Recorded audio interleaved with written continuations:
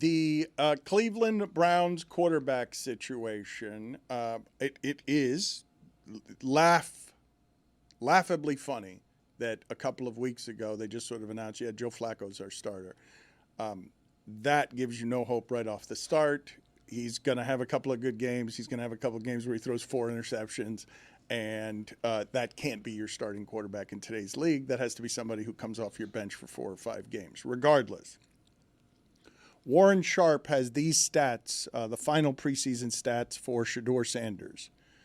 3 completions, 2.3 yards per attempt, a net of minus 27 yards on 11 dropbacks, and 5 sacks. And the context he adds here is that he has 9 years of play-by-play preseason stats, and Shedeur Sanders is the only quarterback to take 5+ sacks on fewer than 15 dropbacks in any preseason game.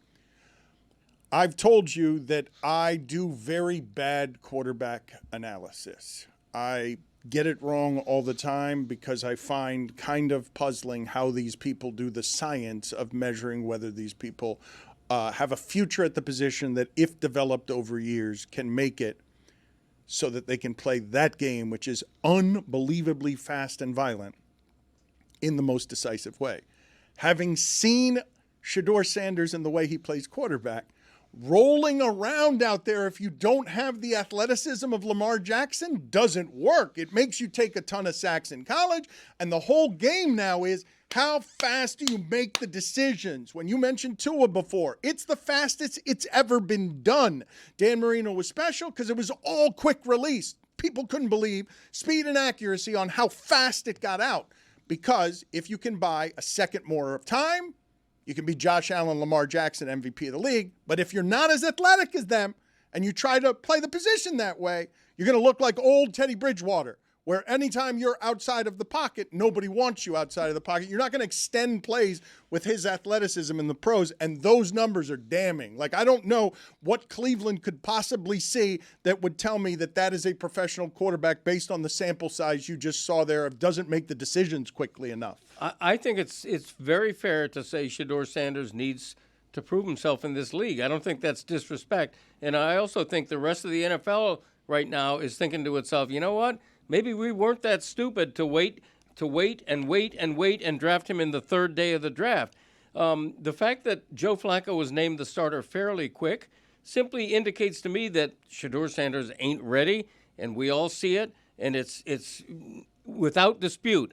It doesn't mean he won't turn out to be a very good quarterback, but right now he needs time, and they're not rushing him. Yeah, but when they're doing the smart thing, though. The worst thing they could do is Cleveland starts off 0-4, and Shedeur Sanders stinks, and all of a sudden everybody dislikes him instead of waiting for him as the hero that's about to happen. Those numbers I just gave you, though, they're pretty damning on decision-making, on the skill that you're being asked to have right now that is the most important. We've seen a sea change at the position. People are expecting J.J. McCarthy to be good. My entire life, the quarterback never comes in and is immediately good, or he's one of the really special ones. He's Cam Newton throwing for 400 yards his first game out.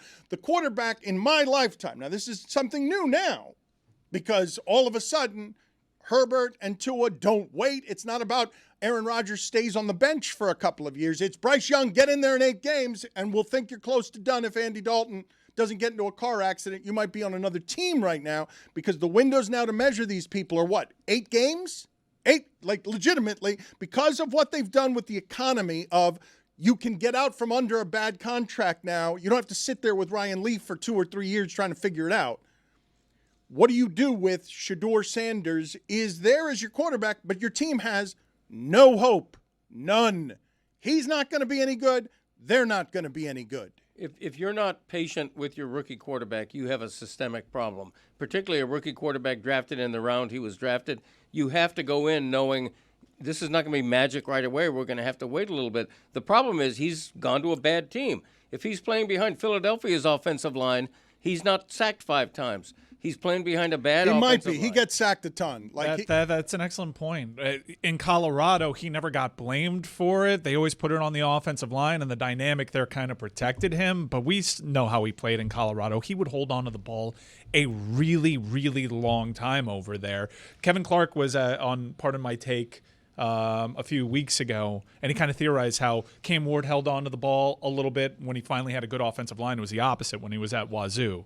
But you have quarterbacks that are entering the league now that aren't necessarily from the school of get it out as quickly as possible. Usually the sport beats it out of you, but in high school, the hitting rules have changed. This is really the first generation that has gone through all levels of football, not really being punished physically for holding on to the ball too long, so you might see it more, and it might take time to get it beat out of you. The thing that people do not realize whenever they stand next to Peyton Manning or Tom Brady or Ben Roethlisberger is, holy shit, that person's big, right? So now make it Lamar Jackson or Josh Allen, where it's someone galloping around and he's more athletic than everyone else, and he has the most valuable of gifts in the salary cap. It's the most valuable gift.